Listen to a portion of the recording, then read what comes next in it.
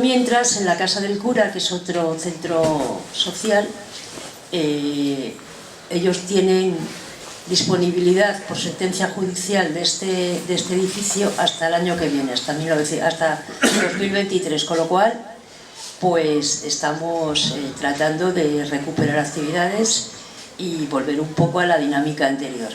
Hoy, bueno, ha venido Fernando Longo, esta charla se va a grabar y luego pues se colgará en la web de la casa, y el martes que viene, hoy iba a hablar Fernando de inflación, guerra y crisis, y la próxima semana pues nos va a hablar de capitalismo y de desigualdad. La idea es que en total, como a las 8:30 ya hemos podido acabar, yo creo que da tiempo suficiente, ¿no? Sí, de eso nos va a sobrar tiempo. Y nada, ya os dejo con él. Es el miércoles, no el martes. ¿No? El miércoles, he dicho el miércoles. Cuidado que son esos días. En la mañana. Sí, bueno. Yo no puedo coger el teléfono con la mano, o sea que a ver cómo funciona la cosa. Bueno, muchísimas gracias a Lourdes, a los compañeros de la Casa de Cultura, a los compañeros de la Casa del Cura, y estoy encantado de que podamos volver a tener sesiones presenciales y volvamos a hablar de economía, porque de eso se trata.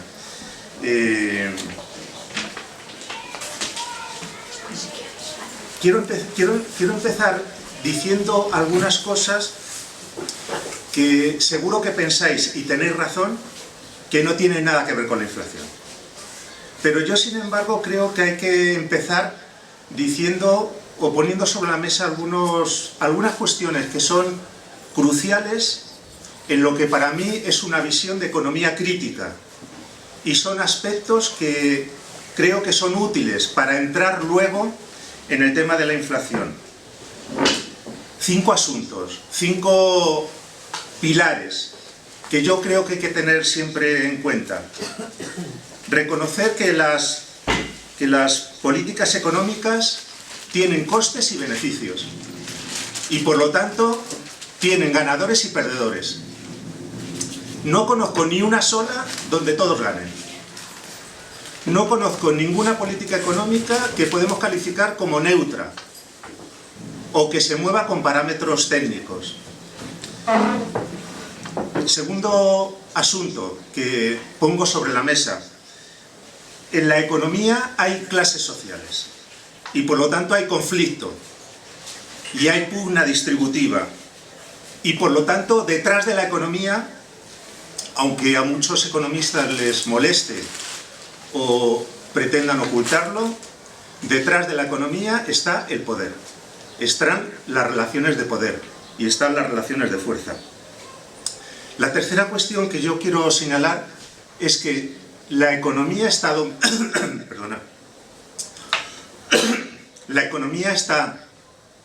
dominada por la incertidumbre. Es muy difícil decir cosas de lo que va a pasar, y los agentes se mueven con poca información y con información asimétrica. En cuarto lugar, yo creo que la buena economía tiene que reconocer que la actividad económica está dentro de límites biofísicos y que son muy importantes las actividades realizadas extramuros del mercado, que el mercado no reconoce como economía. Me refiero sobre todo a los cuidados, y que sin embargo, sin esos cuidados, ninguna economía puede funcionar. Ninguna economía se sostendría ni medio minuto. Y la quinta cuestión que a mí me parece importante decir ahora, antes de entrar en harina, es que la buena economía pone en el centro a las personas. Hace economía y hace políticas económicas para que la vida de la gente mejore. Bien, yo creo que estos 5 asuntos hay que retomarlos cuando hablemos de inflación. Cuando hablemos de las causas, en las que me voy a meter dentro de muy poquito, y cuando hablemos también de las políticas, de las diferentes políticas que se pueden acometer para luchar contra la inflación. Entrando ya en el tema, ¿cuál es la situación en cuanto a la inflación? Yo lo voy a decir con una palabra casi. La inflación está disparada en España. hay una tasa de inflación medida por el índice de precios al consumo que no se conocía en España desde hace 3 décadas, o más de 3 décadas. Y es un problema enorme. Es un problema que constituye una especie de torpedo en la línea de flotación de las políticas que pretenden la igualdad. Pero no solamente con esta inflación es casi imposible gestionar políticas a favor de la igualdad, sino que afecta a toda la economía. A las políticas sociales, por supuesto, pero también al funcionamiento de las empresas, a la competitividad, al funcionamiento de los bancos centrales. Por lo tanto, la primera idea que quiero trasladaros es que sí, la inflación es un problema. Y por lo tanto hay que hacer frente a ese problema. Pero quiero hacer una matización. Ahora tenemos un problema al que llamamos inflación, con un crecimiento de los precios, que ahora daré algunos datos, aunque no me voy a centrar en este asunto, los datos. Pero hasta hace muy poco, el problema nuestro de la economía no era la inflación. Es que hasta hace poco el problema de la economía era el contrario, era la deflación. Es que en España, en 2014, en 2015 y en 2016, los precios crecían, aunque sea una contradicción decirlo, crecían negativamente. Y eso suponía también un problema para la economía. Es que había un menos 0,5, un menos 0,3 de crecimiento de los precios. Y en ese contexto, los consumidores aplazan sus decisiones de consumir. Y los inversores aplazan sus decisiones de invertir. Y se entra en un bucle del cual es muy difícil salir. Solo quiero... en esto, por supuesto, no me voy a detener, pero sí quiero mencionar dos cosas que hay que retomar cuando se habla de inflación. En ese contexto de deflación, es decir, de retroceso de los precios, los salarios estaban congelados. Punto 1. Y hay que volver sobre ese asunto, porque es muy importante. Los salarios de la mayor parte de los trabajadores no solo no crecían, sino que retrocedían. Eso por un lado. Por otro lado, había mucho dinero en la economía, los bancos centrales, el Banco Central Europeo inyectaba mucho dinero en la economía, pero ese dinero no iba a la actividad productiva. Ese dinero iba a las bolsas, iba a los mercados financieros. Retengamos este asunto, aunque no entremos en el análisis de la deflación. El asunto de la congelación salarial, punto 1, y el asunto de la gran cantidad de dinero que alimentaban los circuitos financieros. Posiblemente en esas dos variables encontramos algunas de las causas de la deflación. ¿Y cuál es la situación ahora? Dando algunos datos muy sucintos. Nosotros ahora mismo tenemos una inflación del 8,4%. En marzo era del 9,8%. Y una cosa importante, lo que se llama la inflación subyacente, ¿no? Que por supuesto no quiero entrar en ningún tipo de tecnicismo porque no ese es el tema, que es esa inflación que deja fuera los alimentos y la energía, porque se supone que los alimentos y la energía son los aspectos más volátiles. Esa inflación subyacente que quita lo volátil también es grande. No es tan grande, pero también es importante. Está cercana al 5%. Y las previsiones de inflación, se anticipan continuamente previsiones, pero es imposible saber qué va a ocurrir con los precios, porque en gran medida está en función de la guerra. Pero hasta donde yo sé, todas las previsiones de inflación, las que anticipa el Banco de España, las que anticipa el Banco Central Europeo, las que señala el Fondo Monetario Internacional, nos hablan de una inflación que se aproxima a los 2 dígitos. Estamos hablando ahora de una del 8%, que es mucho. Pensemos lo que significaría una inflación de 2 dígitos. Pero es que hay países, por poner un ejemplo, Lituania tiene un 16% de inflación, Estonia el 15%, los Países Bajos el 12%. Es decir, que hay un problema grande. Una pregunta, ¿eso significa que, como algunos dicen, estamos cerca de lo que los economistas o algunos economistas denominan estanflación, que es inflación con estancamiento, que sería el peor de los escenarios? Yo creo que no. Yo creo que no, porque aunque las economías crecen menos, sin embargo siguen creciendo. Un 3, un 4%. La estanflación es estancamiento con inflación, que es algo parecido a lo que conoció el mundo capitalista en los años 70 del pasado siglo, estancamiento con inflación. No estamos en ese escenario, pero ese escenario entra dentro de lo posible. Depende de cómo evolucionen las circunstancias. Eso en cuanto a los datos, que no me voy, por supuesto, a extender en ello. Inflación preocupante, este es el mensaje. Inflación preocupante, no solo ahora, sino en los próximos meses y quizá en los próximos años. ¿Ha influido la guerra? ¿Está influyendo la guerra en la inflación? Muchísimo. Tampoco voy a entrar en los datos, pero solo algunos de ellos. Es que Rusia y Ucrania, que son los dos actores que están en conflicto, Rusia con la invasión de Ucrania, es que son proveedores fundamentales de productos energéticos que son cruciales para el funcionamiento de la economía y también de alimentos. Por ejemplo, Rusia es el segundo productor mundial de gas natural, el segundo, y cuenta con las mayores reservas mundiales de este combustible. También es un importante exportador de gas licuado. Luego a lo mejor en el debate podemos hablar algo de esa alternativa energética. Rusia es el principal exportador de gas, y el tercero de carbón, y el tercero de petróleo. La Unión Europea es el segundo comprador más importante de petróleo ruso. En 2019, el 75% de las importaciones comunitarias procedentes de Rusia eran energía. Y este país aporta el 26% del petróleo consumido en la Unión Europea y el 40% del gas. Alemania importa de Rusia el 5,5% del gas y el 40%, Alemania, el 40% lo compra en Rusia, del petróleo. Rusia y Ucrania suministran 1 de cada 3 kilos de trigo en el mercado mundial. Y 1/3 de los productos comunitarios procedentes de Ucrania son productos agrícolas y alimentos. En este contexto de extrema dependencia, por supuesto, la guerra es un factor. La guerra, el conflicto y cómo puede evolucionar. ¿Qué introduce de nuevo este escenario?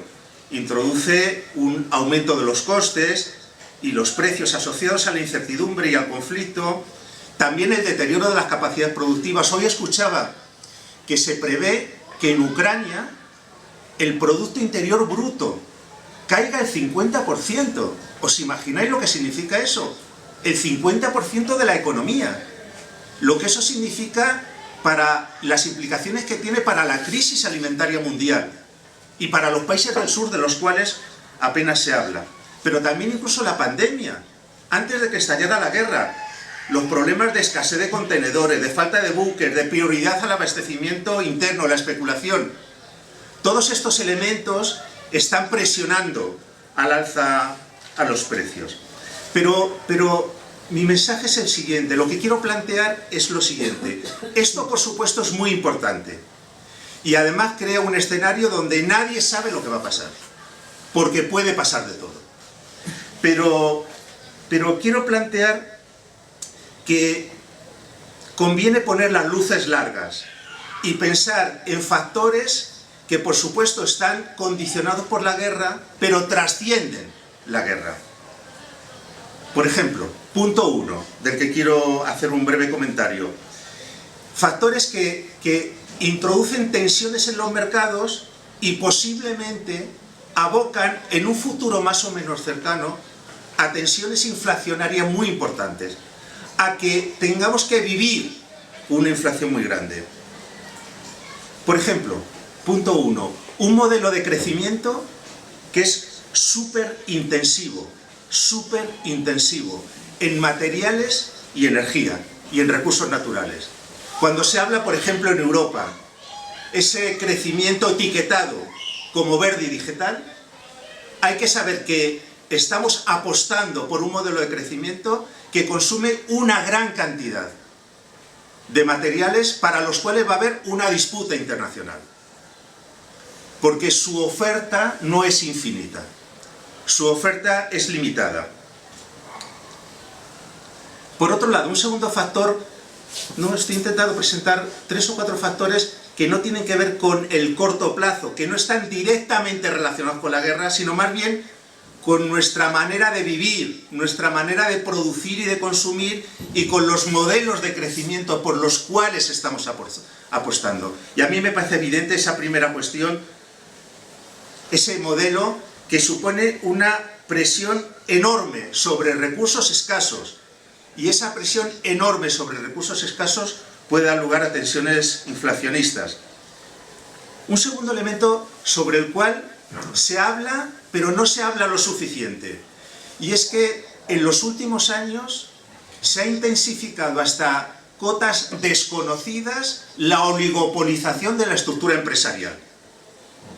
Conglomerados cada vez más fuertes, conglomerados cada vez más grandes, conglomerados cada vez más influyentes, las manos visibles del mercado, que tienen capacidad para imponer hojas de rutas, que tienen capacidad para fijar precios. No son tomadores de precios, son fijadores de precios. Y esa oligopolización no solamente no se mitiga, sino que crece cada vez más. Un pequeño número de grandes corporaciones domina todos los mercados. No reciben precios, fijan precios. Y quiero plantear, la globalización, no esa globalización, bendita globalización, esa que algunos economistas contemplaban que iba a generar todo tipo de efectos positivos, ¿no? La especialización, las cadenas globales de valor, las inversiones directas, la subcontratación, reducir costes. Pues bien, esa globalización, que por cierto, no ha producido los efectos esperados. Esa globalización que sobre todo ha generado ganancias para las élites económicas y políticas, sitúan a las economías en una posición extremadamente vulnerables. Pensemos, por poner un ejemplo, lo que significa el puerto de Shanghái, en cuanto a suministrador crucial de productos de todo tipo necesarios. Esa sobreespecialización significa que las economías dependen de países o de empresas que son productores globales, que producen para todos. Yo creo que eso también supone un elemento de vulnerabilidad que va a afectar o que puede afectar a los precios. Y un último elemento es que, antes digo, la guerra, el conflicto de Ucrania, de Rusia, pero es que la cosa va más allá. Es que la guerra ha entrado con fuerza en la geopolítica, ¿no? Vivimos, y cada vez más lo vamos a vivir, en la geopolítica del conflicto. Habrá más guerras, habrá más conflictos, porque además, un dato que quiero plantear, y es muy importante, de este conflicto se ha generado una suerte de consenso entre las instituciones y los gobiernos de que hay que aumentar, y se está aumentando muchísimo el gasto militar. Nos adentramos en un escenario donde las disputas, las guerras, los conflictos también van a jugar un papel muy importante. Yo creo que estos elementos, claro, no es que anticipen una inflación X o Y, pero sí, en mi opinión, anticipan escenarios de tensión y que van más allá de la coyuntura, que tienen que ver con la propia estructura del capitalismo. Bien, un asunto que quiero tratar, que yo denomino aquí peligros a la hora de enfrentar la inflación. Bueno, voy a decir varias cosas, pero quiero empezar diciendo una. Hay un peligro político, y es que en este escenario de desorden, quien saque más rentabilidad sean las derechas. Esto no tiene nada que ver con la economía, ¿o sí? ¿No? Imaginémonos lo que significaría un gobierno donde estuviera aquí la derecha extrema y la extrema derecha, ¿no? Pero en este escenario de desorden, de posible aumento de la desigualdad, de confrontación, de quiebra institucional, de fragilidad de los acuerdos globales, en este escenario, quien tiene más que cosechar son esas derechas y tiene consecuencias políticas enormes. En segundo lugar, me preocupa y mucho, no, por supuesto antes he dicho y lo mantengo, que hay que luchar contra la inflación. Es un problema enorme para la economía. Nuestra economía no puede vivir con un 10% de inflación. Simplemente no puede vivir con esa inflación. Pensemos que, ¿no? Un paréntesis, que para el Banco Central Europeo una inflación sostenible se tenía que situar en el entorno del 2%, más o menos. Pero es que estamos cuadriplicando esa tasa de inflación. No, pero lo que me preocupa y mucho, que la lucha contra la inflación y el debate contra la inflación aplaste otros debates, se lleve por delante otras cuestiones. Eso me preocupa muchísimo. Por ejemplo, ¿dónde va a quedar la agenda por el cambio climático? ¿Quién está hablando? Bueno, hablar se puede hablar, porque hablar sale gratis. Pero ¿dónde hay políticas de gobiernos o de instituciones que estén enfrentando con seriedad el cambio climático? Cuando ya se sabe que el Acuerdo de París no se va a cumplir. Cuando ya se sabe y los científicos advierten que estamos ya en el escenario más catastrófico, de aumento de las temperaturas por encima de los 3,5 grados respecto de los niveles preindustriales. Pero ¿y el debate sobre las migraciones globales? Las migraciones provocadas por el hambre y la guerra y el propio cambio climático, ¿dónde ha quedado eso? Y el debate sobre, ojo, los fondos europeos y el papel de Europa y cómo se están asignando esos recursos europeos, porque hemos hablado mucho y muchos han hablado de la lluvia de millones, pero ¿quién se la está llevando? ¿Quién ha puesto el cazo para llevarse la mayor parte de esos millones canalizados por las instituciones comunitarias?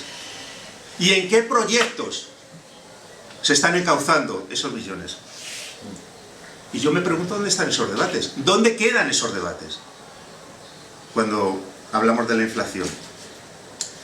Y me preocupa también que las exigencias del corto plazo, que por supuesto hay que hacer una política de emergencia, no lo niego, pero me preocupa que esas exigencias de corto plazo se supongan olvidar o sesgar la agenda estructural y que se traduzca al final en políticas de austeridad salarial y presupuestaria. Hay que volver sobre el tema de los salarios, porque es fundamental. Porque no es ninguna casualidad que continuamente se está lanzando el mensaje de que los salarios son un problema para la inflación. Luego diré que es radicalmente falso. Es una mentira. No hay ningún dato que apunte en esa dirección.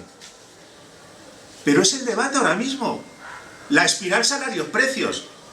Ojo con la derivada de política económica. Y me preocupa mucho que al final, claro, lo entiendo, pero me preocupa, que después de el crecimiento desacelerado, la amenaza de la recesión, que todo quede en la recuperación económica, más crecimiento. Cuando ya hay que decir claramente que eso no es viable. Lo digan los economistas ortodoxos o lo digan los heterodoxos. Es que esa alternativa ya no es viable. No podemos razonar en clave de crecimiento. Hay que razonar obligatoriamente en clave de reparto. Porque el reparto se va a producir, bien sea socialmente justo o sea desigual. Bueno, y me preocupa que la inflación, y aquí sí me quiero detener un poquito más, suponga la inflación y cómo se corrija esa inflación, pero ya, independientemente de cómo se corrija, si es que se puede corregir, suponga un aumento de la desigualdad. Y quiero, en fin, el próximo día hablaré un poquito más del tema de la desigualdad, pero es que la desigualdad no es la pandemia, no aparece con la pandemia, ni aparece con la guerra. Es que este capitalismo es esencialmente desigual, ¿no? Desde los años 80 del pasado siglo, desde que triunfaron los intereses y las ideas neoliberales, no ha dejado de aumentar la desigualdad. Por lo tanto, no nos equivoquemos. La desigualdad no es el resultado de la pandemia, aunque la haya agravado. La desigualdad no es el resultado de la guerra, aunque evidentemente la ha agravado. La desigualdad es un problema sistémico que necesita actuaciones en profundidad. Y la desigualdad, la inflación en este sentido, expresa un conflicto distributivo. Yo el otro día planteaba que la inflación es como si se aplicara un impuesto fuertemente regresivo. Es como un impuesto, no es un impuesto, pero es como un impuesto. Porque hay colectivos que no tienen capacidad para indexar sus rentas y sus ingresos. Si la inflación crece el 9%, no tienen capacidad, no sé, los pensionistas y muchos asalariados, para decir, bueno, como crece el 10%, yo voy a aumentar mis ingresos el 12%. No tienen capacidad, es un impuesto regresivo sobre las rentas más débiles. Pero, sin embargo, hay otros actores que sí tienen capacidad. Echemos un vistazo, pongamos la lupa a ver qué está ocurriendo con los valores tecnológicos y con otros valores en las bolsas. ¿Cómo están cotizando? O la información que sacaba, creo, ayer o antes de ayer El País, que yo la he recopilado para trabajarla en algún momento. ¿De qué están cobrando? ¿Cómo están cobrando los ejecutivos y los principales directivos de las empresas? De las del IBEX y de las que no son del IBEX. Grandes corporaciones. Si no lo habéis leído, es súper interesante, ¿no? Ayer o antes de ayer había un informe muy amplio del País con datos de la Comisión Nacional del Mercado de Valores donde ilustraban el escándalo en el que se ha convertido la situación, ¿no? Y cómo, sumando los ingresos más los fondos de pensión, están creciendo de manera vertiginosa las retribuciones, que muchas son salarios. También tienen retribuciones no salariales, pero muchos son salarios. La inflación, no, mucho más que la inflación. Y las grandes empresas, las que están beneficiándose de la escasez y de la especulación, que están subiendo extraordinariamente los precios. Por lo tanto, la inflación tiene un impacto enorme en la desigualdad. Traía aquí unos datos que nada, simplemente un par de datillos que cogí del Instituto Nacional de Estadística sobre cómo estaban aumentando los precios de algunos productos. La electricidad, datos de marzo, la electricidad el 107%, combustibles el 83%, gasóleo 45%, gasolina 33%, aceite de oliva 32%, pastas alimenticias el 21%. Esta es la situación. Pero hay una cosa interesante, si vosotros miráis, vosotros y vosotras miráis cuál es el patrón de consumo de los que ganan menos y de los que ganan más, es que es completamente distinto. Es que este aumento de precios afecta sobre todo a los que ganan menos. Porque son los que entran estos productos de manera más clara en su cesta de consumo.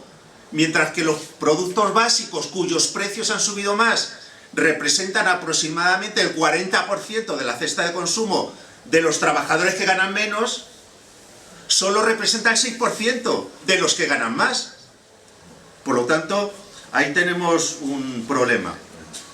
Esto en cuanto a la desigualdad es un problema, va a aumentar, está aumentando la desigualdad, y veamos cómo se ataja la inflación.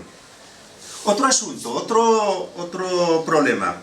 Vamos a ver, si predomina una concepción que voy a llamar, pero no quiero enredarme en los aspectos técnicos, monetarista, en el sentido de que hay economistas, y bueno, el Banco de España por supuestísimo, y también el Banco Central Europeo, que dicen, a ver, ¿por qué están creciendo los precios? Porque hay un exceso de dinero, ¿no? Dinero canalizado por el Banco Central Europeo que ha regalado decenas de miles de millones a los bancos. Dinero de los presupuestos europeos. Dinero derivado del confinamiento. Cuando se produjo el confinamiento, lo que algunos economistas llaman, un poco injustamente, dinero embalsado. Joder, habrá embalsado quien haya tenido dinero, porque otros no han tenido balsas donde dejar el dinero. Pero claro, se dice, hay mucho dinero en circulación y una inflación muy alta. Si ese dinero entra, si ese dinero presiona los precios, van a aumentar los precios. Y ahí tenemos un problema. Bien, lo que quiero plantear en esencia, aunque luego podemos quizá comentar algo más, es que es un diagnóstico erróneo e interesado, porque la inflación no es un problema de demanda, no es un problema de exceso de dinero, es un problema de oferta.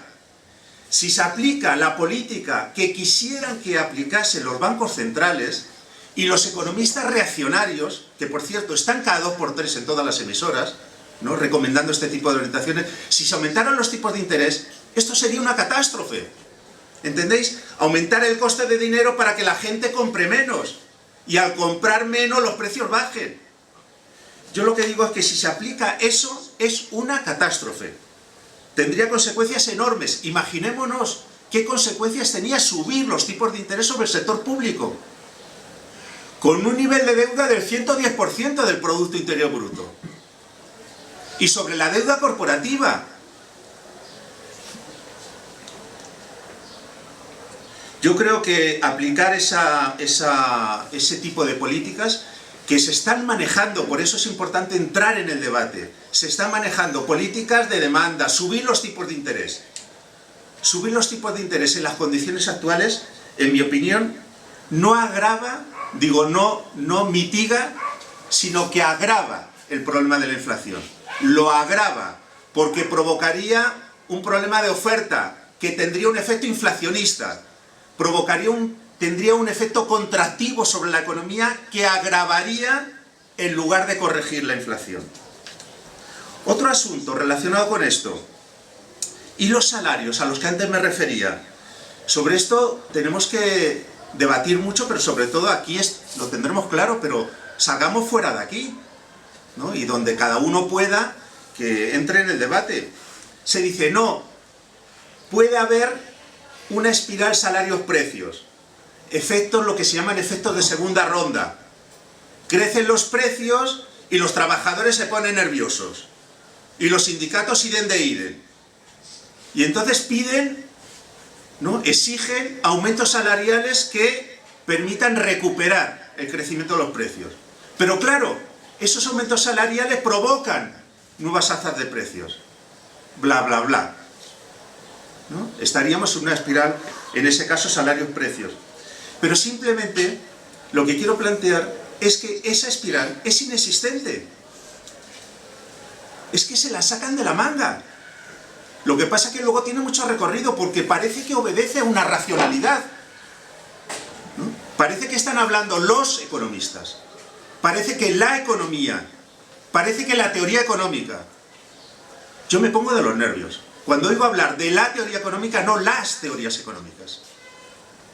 Los economistas en plural, porque no existe un grupo homogéneo de economistas. Sí, hay un problema salarial, pero no es que crezcan los salarios. El problema salarial es que no crecen los salarios. Mirad, en 2021 el índice de precios al consumo creció de media el 3%. El índice de precios al consumo, general. Después hay algunos productos que crecen más que otros. Pero el salario medio de los empleados, hablamos de salario medio, pero no nos equivoquemos. Dentro de la categoría salario hay salarios bajos y salarios ultra elevados. Y a todo eso le llamamos salario, que es la ceremonia de la confusión. Pero bueno, instalándome en esa ceremonia de la confusión, resulta que el salario medio retrocedió un 0,3%. Mirad, no me he equivocado. El IPC, el índice de precios al consumo, en 2021 aumenta un 3%. Y el salario medio, y los trabajadores con menos salarios han ido peor, ha bajado. El salario nominal medio ha bajado un 0,3%. ¿Pero qué pasa aquí? Lo que pasa aquí es que en 2021 los salarios reales han retrocedido. Porque si los precios crecen más que los salarios, y sobre todo si los salarios nominales retroceden, resulta que los trabajadores, la mayoría de los trabajadores, han perdido capacidad adquisitiva. Joder, ¿dónde está la espiral salarios-precios?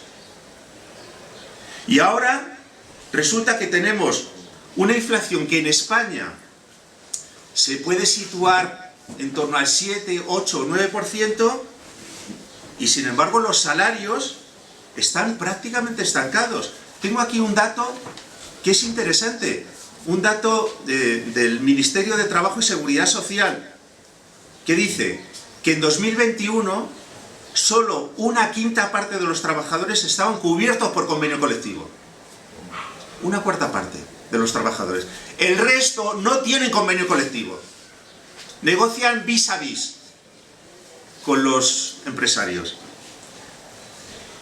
Y menos aún, menos de ese porcentaje, tenían una cláusula de revisión salarial. Pero la cláusula de revisión salarial contemplaba una subida del 1,5%, la revisión salarial, en un contexto de una inflación del 10%. ¿Pero de qué estamos hablando? No podemos aceptar. Y es un debate que nos arrojan continuamente, ¿no? La moderación salarial, ojo, que la inflación es grave, a ver qué van a pedir los trabajadores. Los trabajadores ahora mismo son perdedores de esta situación, claramente. No son un factor de inestabilidad macroeconómica. Mejor dicho, y retomo algo que comenté al principio, sí son un factor de inestabilidad macroeconómica: los bajos salarios. Los bajos salarios. Porque los bajos salarios favorecen una cultura empresarial depredadora.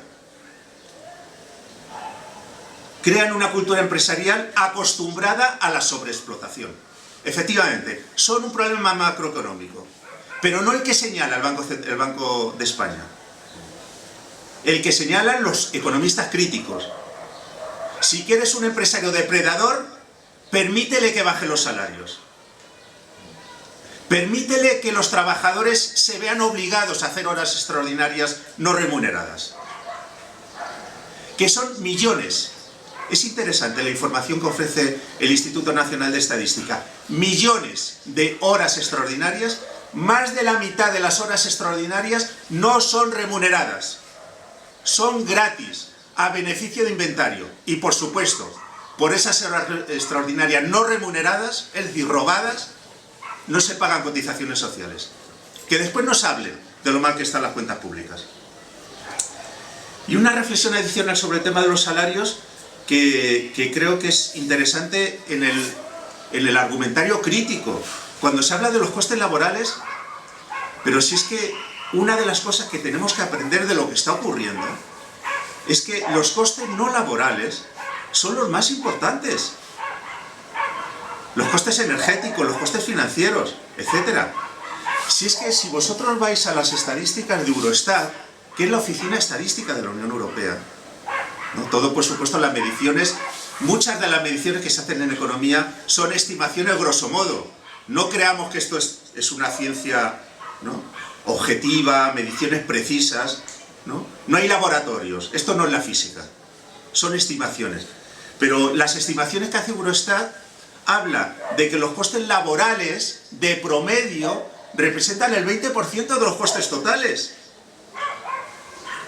Pero en ese contexto, ¿cómo nos dicen que la reestructuración de la economía y la reducción de la inflación pasa por actuar sobre los costes laborales? No, no pasa por ahí. En todo caso, si se quiere actuar sobre los costes, que se mire primero a los costes no laborales. Y si se quiere hablar de costes laborales, que se mire primero a los costes de las élites, a los salarios que reciben las élites. Cuando se haya mirado en esa dirección, después hablemos de otras cosas. Pero si no se mira ahí, no podemos entrar en el debate. No podemos aceptar la lógica de la moderación salarial. Bueno, algunas ideas sobre, ya para ir terminando, ¿qué hacer? Vamos a ver. Yo creo que hay una cuestión casi de tipo, no sé, filosófico, estratégico. Hay que entender que vivimos una situación de emergencia y hay que actuar inmediatamente. Pero en esa situación de emergencia tenemos que introducir también aquellas cosas que son necesarias pero que no están en la agenda. Sobre todo me refiero a cualquier reflexión sobre el tema de la inflación tiene que pasar tiene que pasar obligatoriamente, en mi opinión, por introducir el tema climático. No introducir eso significa imposibilitar, significa un fiasco para cualquier agenda. Pero introducirlo no significa hablar de ello, significa identificar los problemas, asumir compromisos y movilizar recursos. Eso es lo que significa. Y claro, esto es muy difícil ahora, porque si una parte de la agenda climática requiere acciones globales, ya me diréis, esas acciones globales, esa institucionalidad que necesitaría una actuación energética, ¿de dónde va a salir? ¿No? Cuando esta guerra anuncia otras, y cuando parece que hay varios actores que están encantados de la vida, de que la guerra se prolongue. Industrias también. La industria militar ha encontrado un negocio bárbaro, ¿no? Y las empresas, el complejo militar industrial también está encantado de la vida. Por eso yo creo que cualquier salida tiene que pasar, cualquier alternativa tiene que pasar por salir de la lógica de la carrera armamentista. Cualquier alternativa tiene que pasar por ahí. O sea, ni vender armas ni leches, tiene que pasar por ahí. Que significa que si se mantiene esa lógica, significa que una parte importante de recursos que son necesarios para otras cosas van a ser asumidos por lo militar. Y significa además que en la lógica de las cosas se van a buscar conflictos. En un terreno más concreto, vamos a ver, yo creo que hay que reivindicar lo público. En cualquier salida de lucha contra la inflación hay que reivindicar lo público, porque es necesario un gran esfuerzo financiero, es necesario un grandísimo esfuerzo financiero de gasto público. Después se pueden discutir las medidas en materia de alquileres, transporte, etcétera, pero si no entra lo público, yo creo que es imposible abordar con garantías la lucha contra la inflación. Y hay que preservar, hay que defender, yo creo, preservar la capacidad adquisitiva de los salarios y de las pensiones y la mejora de los tramos salariales más bajos.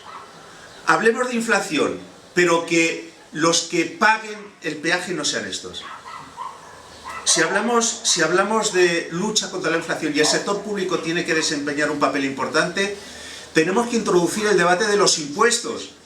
Pero ojo, la derecha quiere privar al Estado de recursos porque quiere hacerse con el Estado. Quiere convertir en negocio, ¿no? ¿De qué hay detrás de las posiciones del que ha venido ahora en el PP? ¿No? Si los impuestos hay que bajarlos, o de la que nos gobierna desgraciadamente Madrid, ¿no? Es que más allá de las cuestiones técnicas, es que hay una batalla decisiva. Hay que entrar a saco en lo público. Y la mejor manera de entrar a saco en lo público es deslegitimarlo, privarlo de financiación. Porque si se le priva de financiación, se le priva de legitimidad para actuar en beneficio de la ciudadanía. Pero es que esto es business, esto es negocio. No podemos aceptar eso. Hay que entrar en el debate de los impuestos, pero no desde esa perspectiva. Yo creo que cualquier por ciento, y es verdad, España es un paraíso fiscal, e Irlanda, y Luxemburgo, y Malta, y Alemania. ¿Qué sucede con esta imposición? Que no llega al 15%. Si es que el acuerdo que tomaron en el Foro Global, que era un acuerdo que era una mezquindad, llegar al 15%. Pero si es que las pequeñas y medianas empresas tienen obligación de tributar el 25%. Es que no se trata de hacer algo, se trata de hacer lo necesario en esta situación de emergencia. Si nosotros creemos que es necesario movilizar recursos públicos para atajar el problema de la desigualdad asociado con la inflación, ¿no? El tema de alquileres, tema del transporte, tema de la electricidad, etc. Si somos consecuentes con eso, tenemos que introducir centralmente el tema de la financiación progresista.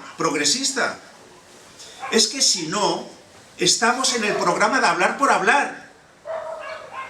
Es pura demagogia. Yo, por supuesto, como principio, no estoy en contra de la deuda.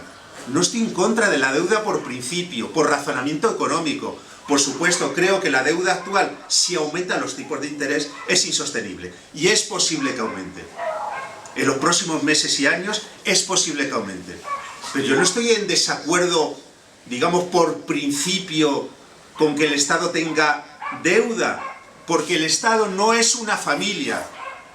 No esa asociación que nos han vendido, que es tan mala, que es tan perversa, de que el Estado se tiene que comportar como una familia y no tiene que gastar más de lo que ingresa. ¡Qué gran mentira!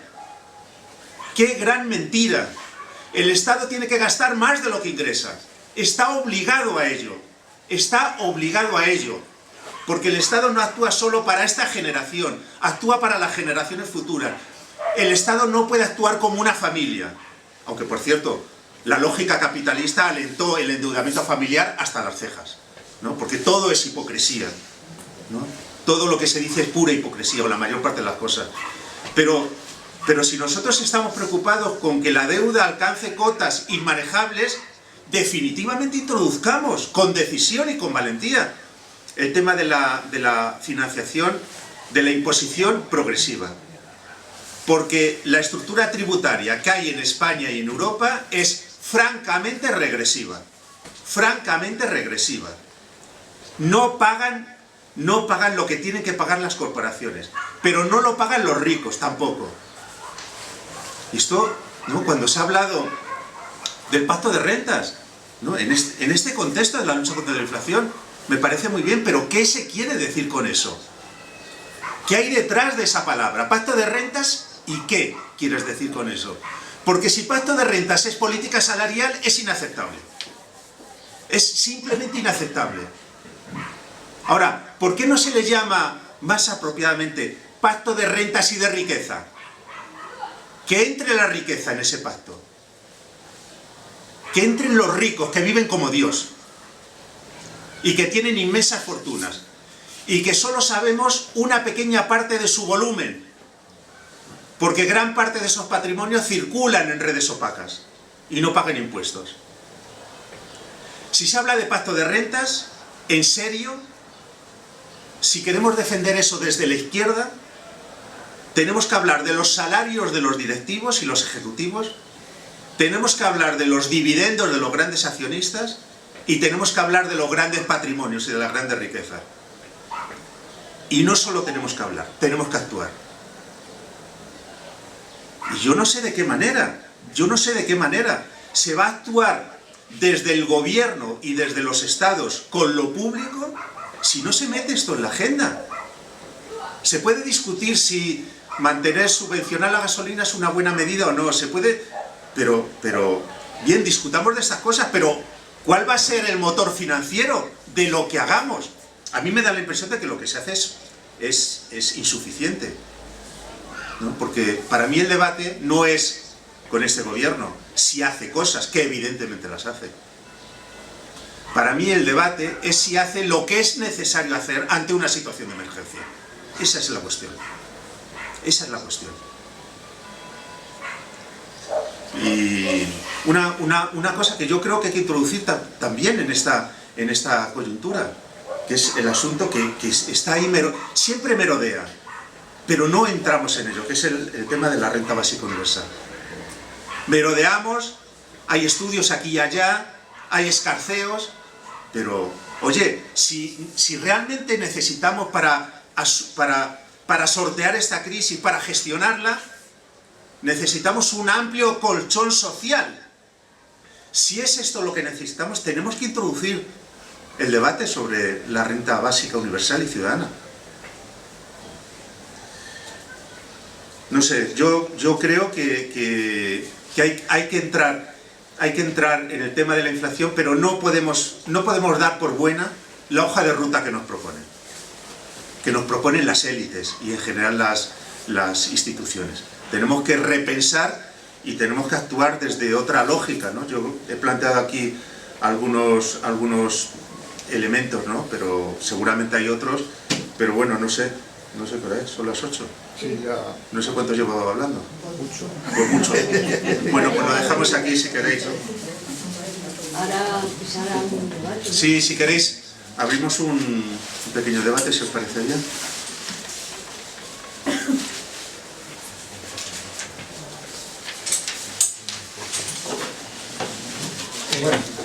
Sí.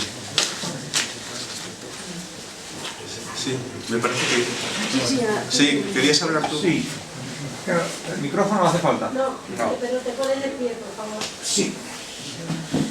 Quería preguntar, bueno, sobre las pensiones, que todo lo que se dice es falso. Creo que es completamente falso, que no hay dinero para las pensiones.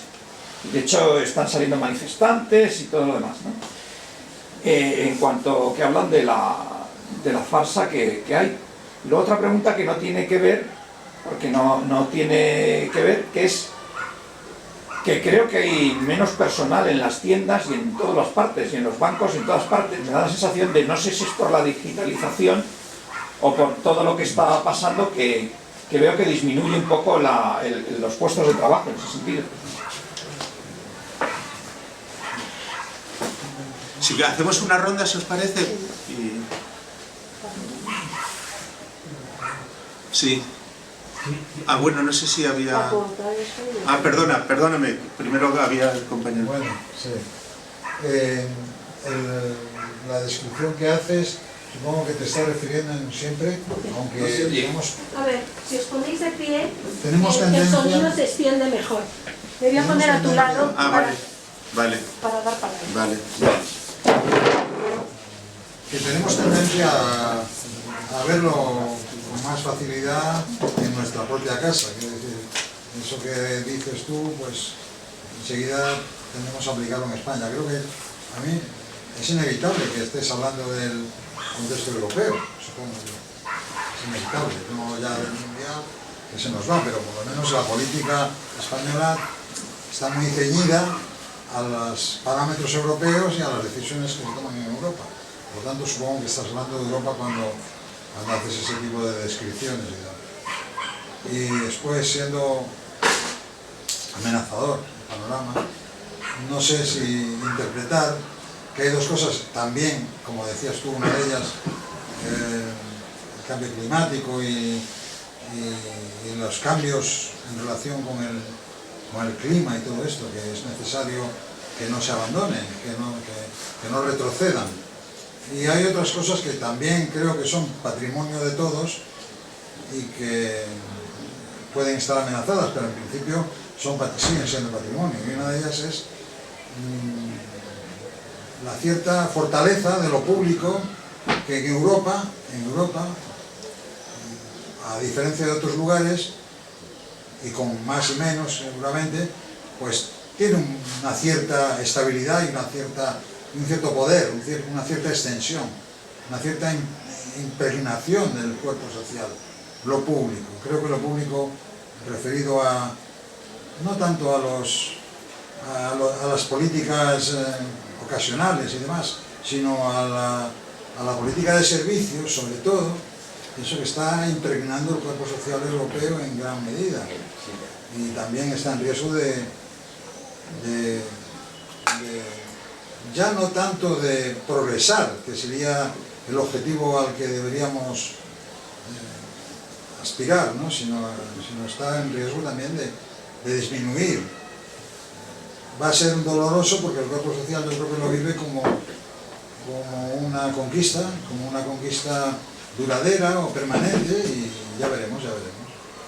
Y otro es que cómo describes tú el fenómeno que también creo que se ha instalado ya y se está instalando y parece ser que progresa, y que no sé muy bien cómo mides tú el alcance de la digitalización. Es decir, la pandemia, lo comentamos mucho en petit comité, así como con los amigos y demás, que la pandemia ha significado un órdago en el esfuerzo que tiene que ver con otros aspectos. Ahora, si tú tienes una opinión sobre ello, pues me gustaría conocerlo. Ha significado un esfuerzo ingente, una especie de ocasión histórica para que un déficit que teníamos de digitalización, es decir, progresara y se instalara. Y creo que de alguna manera se ha instalado. Sufre también ¿a qué aspectos alcanza el deterioro vuelve a ser, como en otros aspectos, necesario que sigamos avanzando? Y a lo mejor tiene que ver con lo que dice este compañero, de que el mundo laboral se ve implicado en este tema de la digitalización. En los bancos ha sido escandalosísimo. Es decir, yo que soy cliente de CaixaBank, bueno, CaixaBank tiene un dogma que yo no sé, no me lo han contado, pero seguro que lo manejan a diario, que es el de somos los primeros y vamos a ser los más avanzados en la digitalización. Y eso significa que están disminuyendo muchísimo los empleos en la banca, ¿no? El compañero de atrás, ser más concretos, un poquito más concretos. Mi pregunta es muy sencilla. Dentro de todo este panorama tan depresivo, ¿ves algún espacio para construir? Si lo ves, ¿hacia dónde ves esa luz de esperanza? Porque esto es como una... que ya viene el meteorito a destruirlo, ¿no? Nada más que pensar.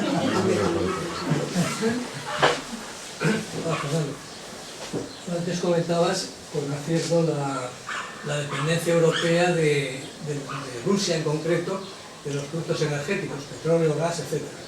Entonces, con esta intención que parece que está cuajando de dar una vuelta de tuerca más en el embargo y embargar o prohibir la compra a Rusia de productos energéticos, ¿cómo lo ves en cuanto a las consecuencias en Europa de tipo precios y de tipo, digamos, un poco de funcionamiento, ¿no?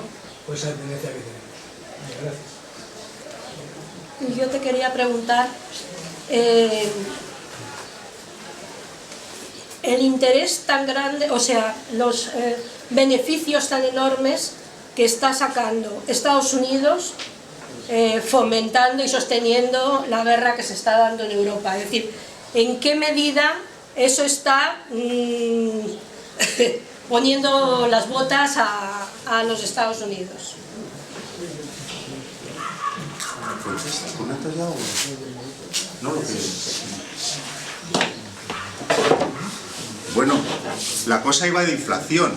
O sea, y quiero decir que, bueno, vamos a ver, no voy a empezar por lo de la depresión. Vamos a ver, no es mi intención. Ya, bueno, no, que a lo mejor sí ha sido, no, bueno, pero que a lo mejor sí ha sido un planteamiento que nos lleva, ¿no?, a una depresión colectiva, pero no es esa mi intención. Yo precisamente en la parte final, bueno, no solo en la parte final, sino he querido entrar, no sé si lo he conseguido, en cuáles son los engranajes del pensamiento económico convencional a la hora de abordar el tema de la inflación, para tratar de decir que son engranajes débiles, que incluso, aun situándonos en ese espacio, no en la trinchera donde está la economía crítica, situándonos en ese espacio, lo que yo he querido decir que el planteamiento en materia de inflación es débil, y eso no es, para mí no es depresivo, sino que es optimista, saber o reflexionar acerca de los límites de la política económica convencional. Si se aplica esa política económica, he querido decir, y creo que es así, no se va a resolver la inflación, sino que se va a agravar. Por lo tanto, necesitamos otra política económica. Hay dinero. Sí hay dinero. Los presupuestos europeos, la actuación europea, que yo creo y he opinado, y lo he escrito, que ha sido insuficiente ante una situación muy grave, la Unión Europea tendría que haber actuado con más generosidad y con más decisión. Este no es el debate ahora, pero para que sepáis cuál es mi posición sobre el asunto. Pero pese a todo, hay mucho dinero. Sí hay dinero. El tema es cómo se está canalizando. Si España tiene capacidad para gestionar ese dinero, si los proyectos, este es un tema importante, si los proyectos que van a ser financiados realmente van a conseguir los objetivos socialmente deseables, o si el dinero va a ser capturado por las grandes corporaciones y se va a poner al servicio de proyectos que sobre todo benefician a esas corporaciones. Ahí hay un debate, pero no, lo que quiero plantear es que desde esa perspectiva, desde la perspectiva de Europa, ¿hay dinero? Mi contestación es que hay mucho dinero. ¿Hay dinero? ¿Habría dinero si se luchase decididamente contra el fraude fiscal, si se aumentara el tipo marginal de los impuestos sobre la riqueza, etcétera? ¿Habría dinero? Sí. ¿Y si se pusiera un umbral? Que yo soy muy partidario de eso, y lo he defendido en un montón de sitios. ¿Y si se pusiera un umbral entre los ingresos máximos de los directivos y los ingresos de sus trabajadores, ¿no?, más bajos? Por ejemplo, un umbral de 10 a 1. Que ya está bien. De 10 a 1, que ya está bien, pero eso es una revolución. Habría dinero, por supuesto. Es que ahora mismo los ejecutivos, la relación entre el salario del trabajador que menos gana y el salario del principal ejecutivo de muchas empresas del IBEX es de 400 veces. Es decir, estamos hablando de palabras mayores. ¿Por qué no se pone un...? Yo soy muy partidario, ¿no? Y esto es optimismo. Yo pido al gobierno que sea valiente y que entre. Yo le pido que entre en debates y entre en espacios donde remolonea pero no entra. Esta es mi posición. Y ha llegado el momento de entrar. Por lo tanto, si hay dinero. Y sobre el empleo que decía el compañero, se ha creado la última EPA, la que ha salido ayer, se ha creado muchísimo empleo. Sí se ha creado empleo. Otra cosa distinta es que entremos en el análisis, que yo no quiero entrar aquí, y tampoco tengo ahora mismo toda la información, acerca sobre la calidad de ese empleo, acerca de los salarios, sobre asuntos sobre el cual todavía no hay información. Y yo estoy deseando que aparezca, ¿no? Porque la cosa no es solo crear empleo. En otras etapas recientes de la historia de España también se creó mucho empleo, pero los salarios no se movieron ni medio milímetro. Y lo que antes planteaba de las horas extraordinarias, eso también hay que tenerlo en cuenta. Porque hay muchos trabajadores que o hacen esas horas o el empresario les enseña la puerta de la calle. Y eso es reducir salarios. Hacer horas extras no pagadas es reducir salarios. Hay que ver, hay que entrar en la información, pero sí se está creando empleo. Por supuesto, y se ha creado mucho empleo en el último periodo. Otra cosa es discutir si eso tiene que ver o legitima o bendice o la reforma laboral. Yo en ese tema no voy a entrar. Yo sí, lo que he planteado era sobre España. He querido hacer referencia, claro, las cosas están muy interconectadas, ¿no? Están muy interconectadas. Yo no he dicho ni media palabra sobre un problema que si hablamos de inflación habría que poner necesariamente sobre la mesa, que es el problema gravísimo que hay en el sur global en materia de alimentos. Gravísimo. Ahora mismo hay un problema de emergencia alimentaria que se suma al problema que había con las vacunas en esos países del sur, donde solo está vacunada con una dosis el 15% de la población. Una dosis. Mientras nosotros ya hemos recibido un montón. 3 y algunos 4. Miles de millones de personas que no han recibido ni una sola dosis de la vacuna. Y que todavía tienen que enfrentarse a enfermedades terribles. Malaria, cólera, etc. Pues sumemos a eso el problema alimentario. Abrir un momento la web de la FAO, de la Organización para la Alimentación y la Agricultura y la Alimentación, la Agencia de Naciones Unidas. Y habla de un panorama crítico. El problema es global, pero yo he querido hablar de España. Cuando he mencionado, ¿no?, precisamente para desmontar el argumento de la espiral salario-precio. Es que eso tiene que ser una cosa muy importante en un argumentario alternativo. Cuando dicen, no, los trabajadores, no, si es que los trabajadores no tienen, precisamente por razones de todo tipo, de que tienen muy poca capacidad negociadora y de presión, porque los sindicatos han estado muy débiles, porque, en fin, por muchas razones, que sería largo entrar en ello.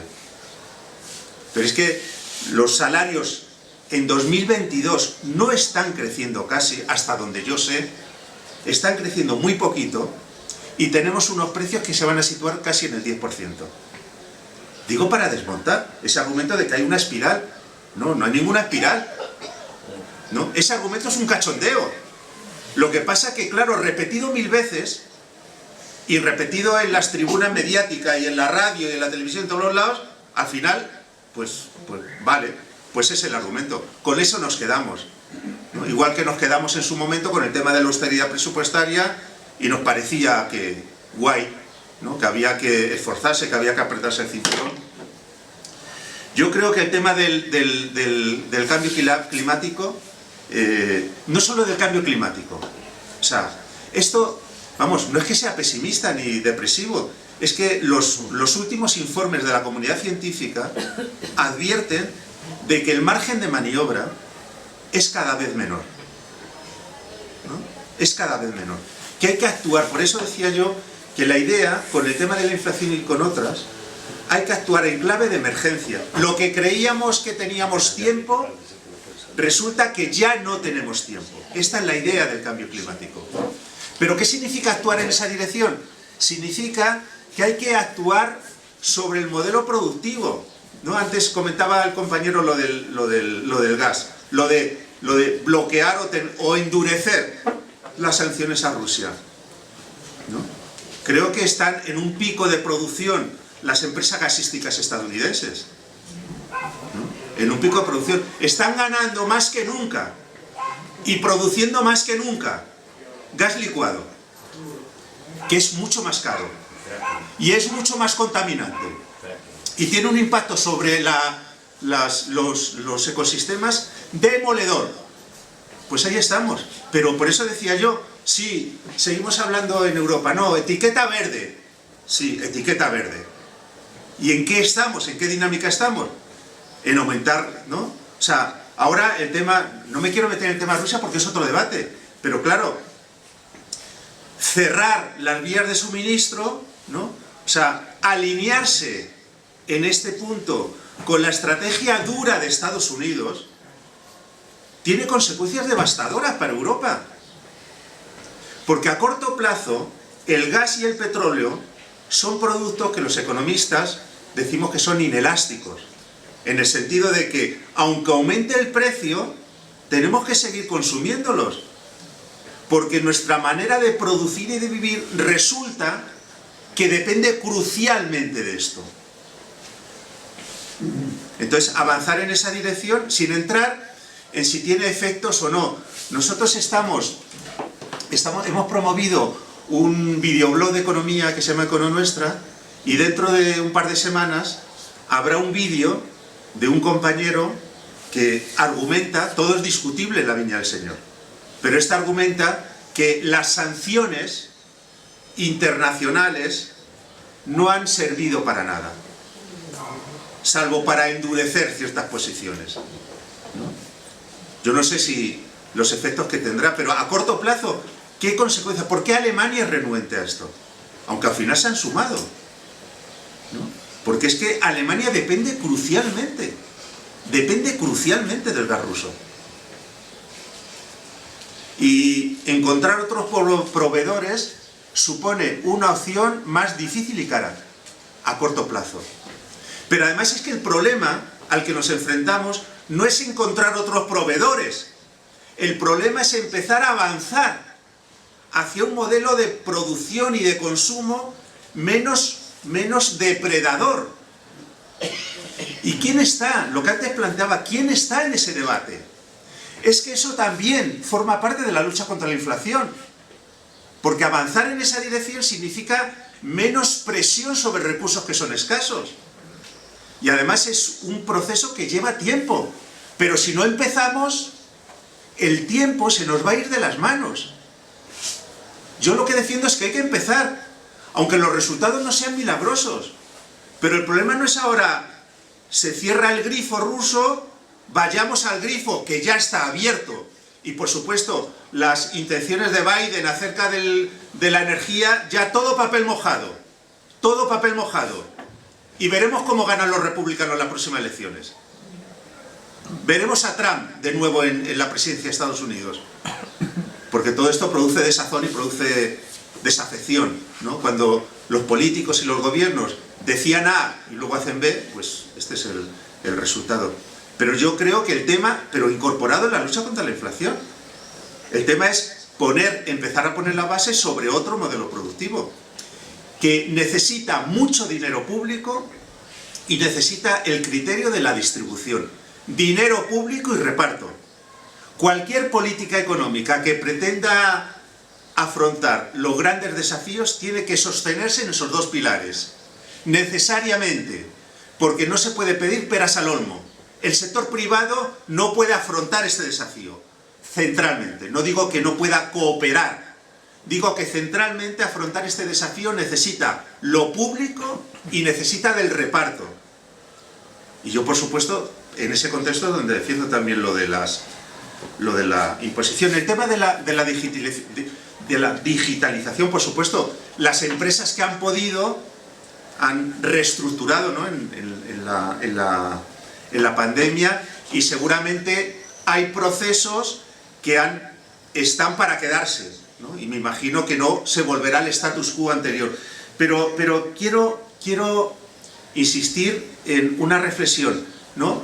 Digitalización y nuevas tecnologías, muy bien, y no digo que no, pero introduzcamos en ese pack, introduzcamos en ese debate el excesivo optimismo tecnológico a la hora de esperar que la tecnología lo resuelve todo. Introduzcamos ese tema. Yo no estoy en contra, por supuesto, de lo digital, consumo todo lo que puedo, ¿no? Pero introduzcamos en ese debate ese optimismo tecnológico. Por ejemplo, en el tema del secuestro de las emisiones de carbono, ¿no? Se dice, no, la tecnología resolverá. Bueno, a lo mejor no resuelve, o no llega a tiempo, o no resuelve, o no llega a tiempo. Introduzcamos esto, e introduzcamos también el tema de la presión sobre los recursos escasos. Por ejemplo, en la alternativa del coche eléctrico, en el debate del coche eléctrico. La generalización de ese medio de transporte, ¿qué presión genera sobre recursos que son escasos y que además están concentrados en algunos países? No solo eso, no solo son escasos, sino que además están mega concentrados. ¿Es que esa es nuestra alternativa? ¿Es esa nuestra idea de modelo de producción y de consumo que nos va a hacer más autónomos, más resilientes, más sostenibles? Ahí hay un debate, pero ese debate no es distinto del de la inflación. Yo lo que planteo es que, bien, tomemos medidas de emergencia, pero que sean suficientes, ¿no? La política de los límites en los alquileres, bien, pero insuficiente.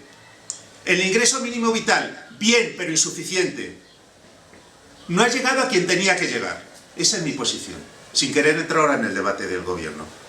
Entonces, lo que yo digo es más gasto social. De manera bien diseñada. Una cosa que no he mencionado antes, pero que aprovecho para mencionarlo ahora.